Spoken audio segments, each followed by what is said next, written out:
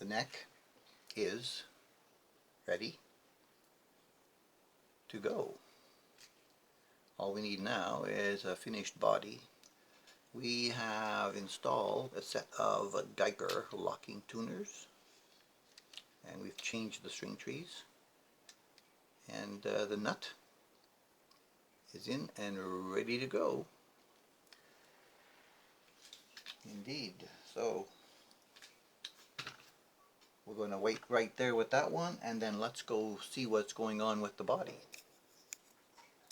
The body was a bit of a surprise to me when I opened it up, that it's routed for HSH. So you've got, you know, all kinds of modding capabilities with this thing. The pickguard took it off in its entirety, like that. So these look like ceramic pickups on here. The wiring job is pretty good. They've got 47 capacitors, which if I was going to do anything to this pickguard, it would be to change those, to bring them down a little bit. The pots on this are smooth, and this box switch, if I was ever going to reuse this pickguard or the components off of this pickguard, I would change this back to a 5. At the moment I only have one in stock, which is going to be used on this one, and so I've created a circuit which is going to be SSS with three pots, 2 volumes and 1 tone. 1 volume being for the middle neck and 1 volume for the bridge alone. That way I can do blending. I thought about putting in the Gilmore switch, but I'm thinking, I don't really need it. I'm not sure about the treble bleeds yet. I'm going to have to wait and see what the new pickups sound like and see what happens there, but there's a good possibility that I'll put them in. Decided I'm going to use 500K pots and not 250s. Whatever the frequency ranges are on these new pickups that are coming, which are on Eco 5s, I want a little bit more from them. I don't want the 250s, you know, cutting them off. I can control it in other ways. So this is my intended circuit. Now when I first was looking for an SSS, you know what? I completely forgot that my very first Strat, my American Fender Strat, is still SSS. There are so many guitars around here, and I've worked on so many in the last few years, that I completely forgot that I did have one SSS in the house, my very first Strat. You know, that's the way it goes. So now I'm thinking about to shield or not to shield, and I'm leaning towards shielding. I did shield my American Strat, and I'm thinking, since I have the time and the material, I might go for shielding on an SSS. I usually don't do this on anything with humbuckers in it, but yeah, I'm thinking that that's the next step for here while I'm waiting. I did also open up the back. The springs were you know, in the triangle form, and I moved them out, and I pulled it out. I pulled the claw out a little bit to give it a little bit more, and a final adjustment on that will still probably need to be made eventually. I wanted to give it a little bit more opportunity to balance. Right now it's sitting, you know, like flat down on the body, like that, as it would normally be with no tension. And we'll see where that goes later. It's got that tiny little, you know, white metal block, and again, I normally don't change those because they work. I'm not really sure that the idea of a heavy piece of metal here makes a lot of difference to the pickups that are mounted on the pickguard. I just, you know, my ears cannot discern enough of a difference to worry about going out and buying a huge hunk of brass or metal or stainless steel or whatever it is they're offering, because a brass block for something like this is like about 35 bucks here, and I'm not sure that it makes enough of a functional difference for me to do that. So I am going to populate my next pick guard with these brand new dime-size pots. They're nice and taut and smooth. 500Ks. They're all B 500Ks. And so I think I'm gonna start shielding this, and I also pulled out the jack cup. It does have a very weak, well, weak. I'm saying weak. It actually, I mean, it works. Okay. When I push it in there, it's got a positive click. It's not going to fall out in any way.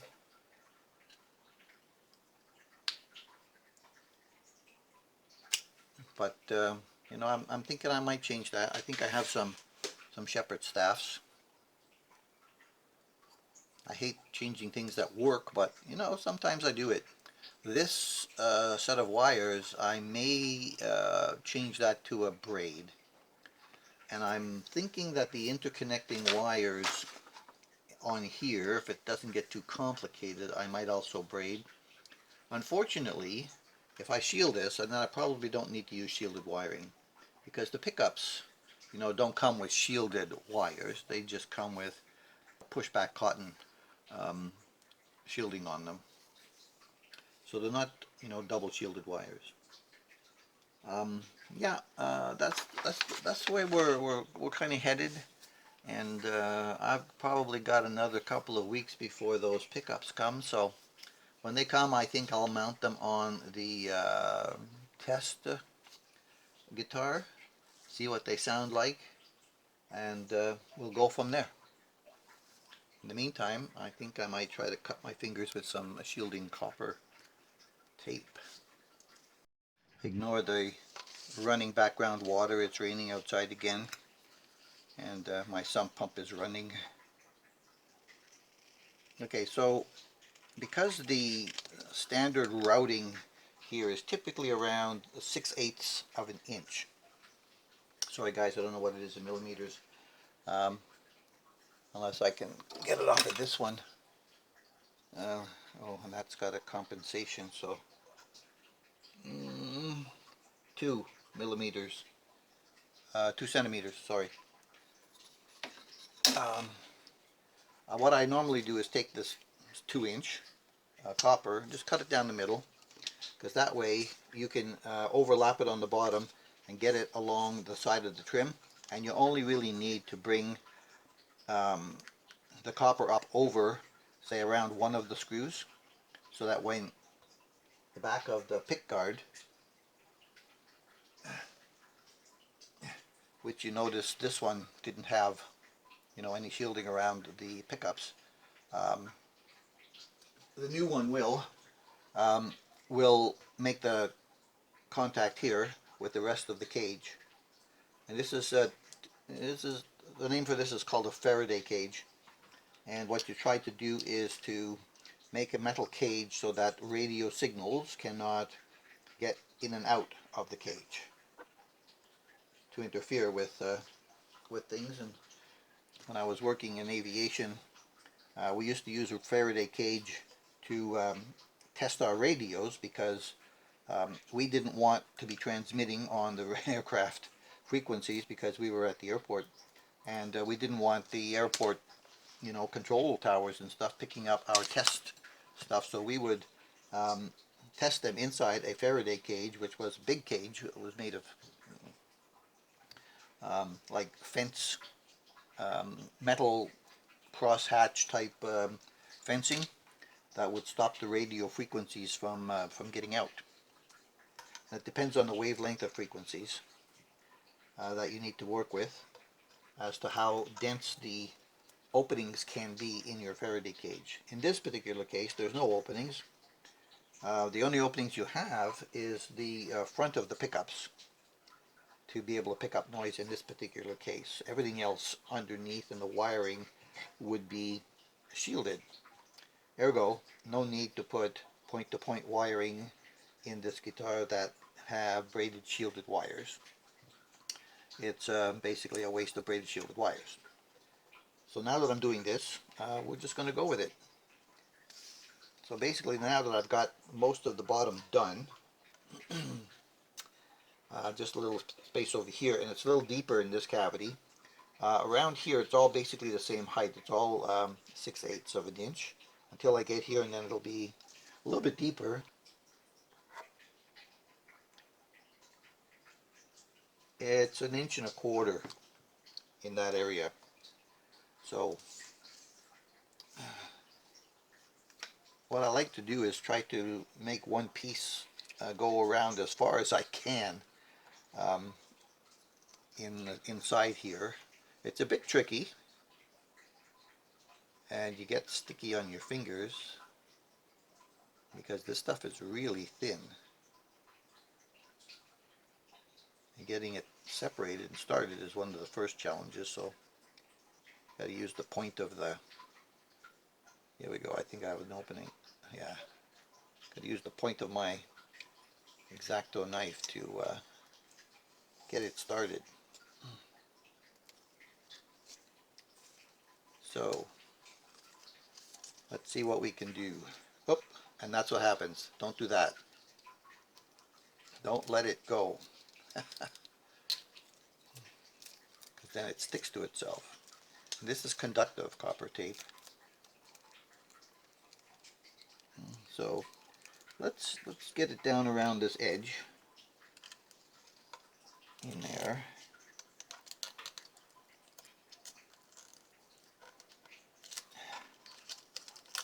And get it around here. And it's okay if a little bit of it comes over the top edges. It doesn't matter. That'll just be an additional area where it will contact the back of the pick guard.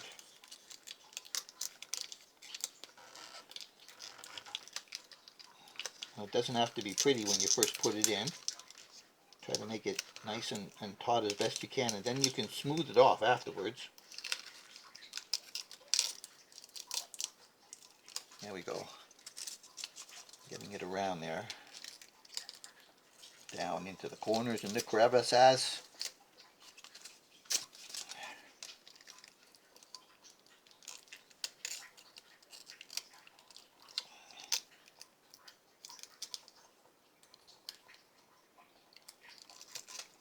Now, I've seen some people say, oh, you got to have it overlapped everywhere, but no, that's not true. As long as the back side is tight to the top of the guitar, which obviously it will be, you do not have to have it overlapping everywhere along there. You only need one contact.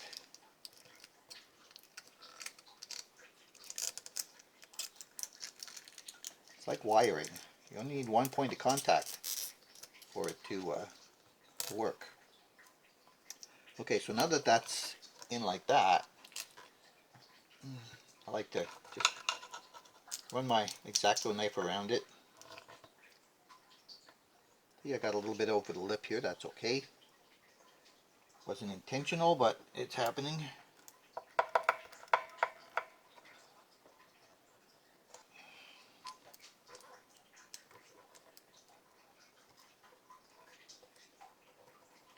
Smooth it out. There you go.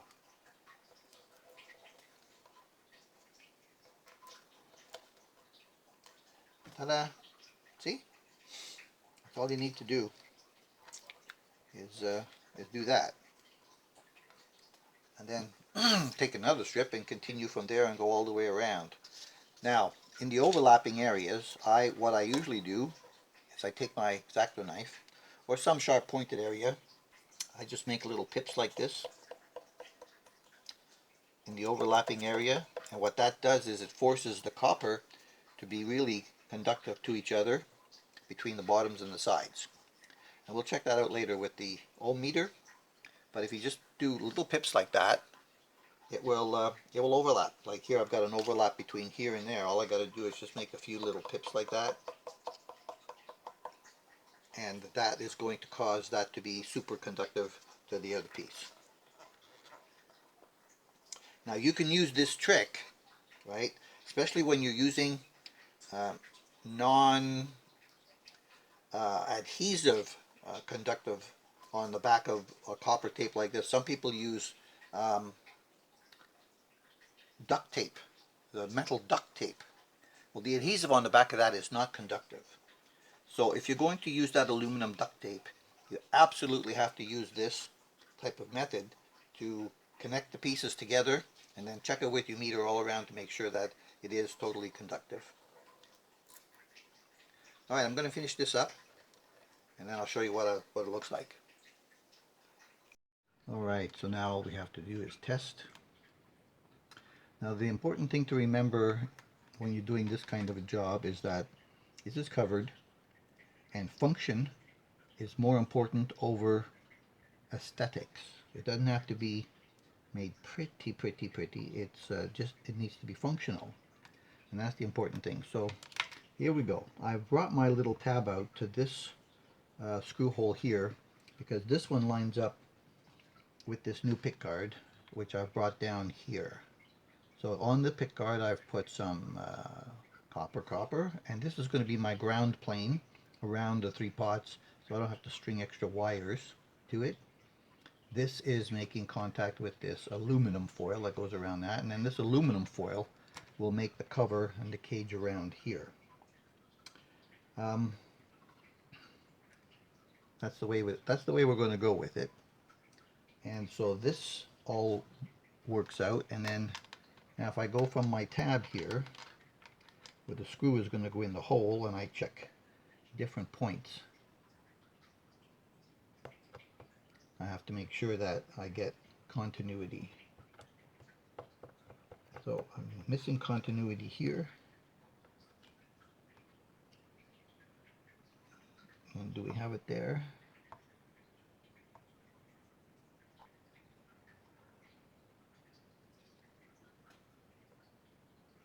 Okay, so the bottom and the sides are all working okay.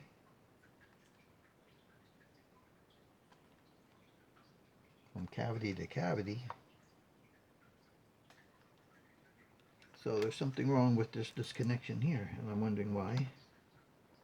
Because I did do the pick here to make it connect.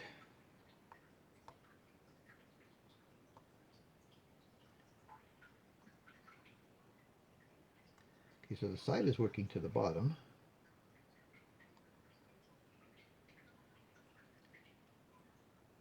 But it's not working to this piece of tape, just that piece. Haha. Not too good when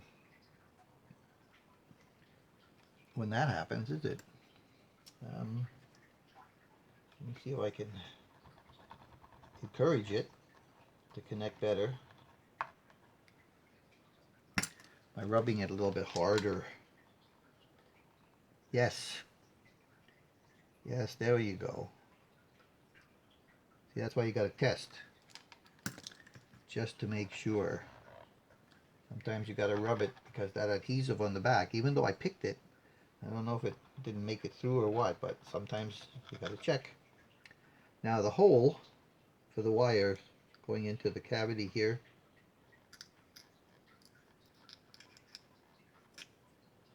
I'm just going to push it with my finger like that.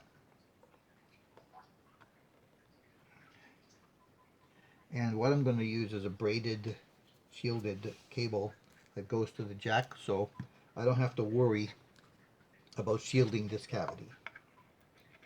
Now there's 2 ways you can get around that. You can either do a shielded braided wire to your jack, or take your wires and twist them. At least 1 twist per ½ inch.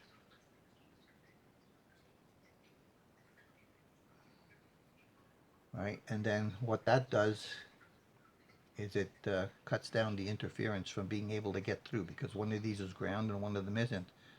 So the wavelengths and frequencies actually have to be able to make it through one of the tiny little areas between where this ground wire comes over the curve in there, which is about a half an inch, right? And the chances of that happening to any significant degree, especially when you're talking about guitars, is like a 60 cycle hum, right? So if you tighten that up even more, the chances of it happening is basically insignificant. So you tighten that up and you put a tie wrap on at each end. So now you've got a twisted, it's like what we call a twisted pair, and this impedes signal from getting in. Two ways. So if you don't have braided, you can do this. And that way you don't have to worry about this cavity. And there we go. That's done. And I need pickups to mount on here, but I am going to, in the meantime, mount my pots and do the preliminary wiring. Just waiting for the pickups to come. And then I'll have to just basically mount those after I do the testing with the test jig. And we'll be able to give her a go. See how it works out.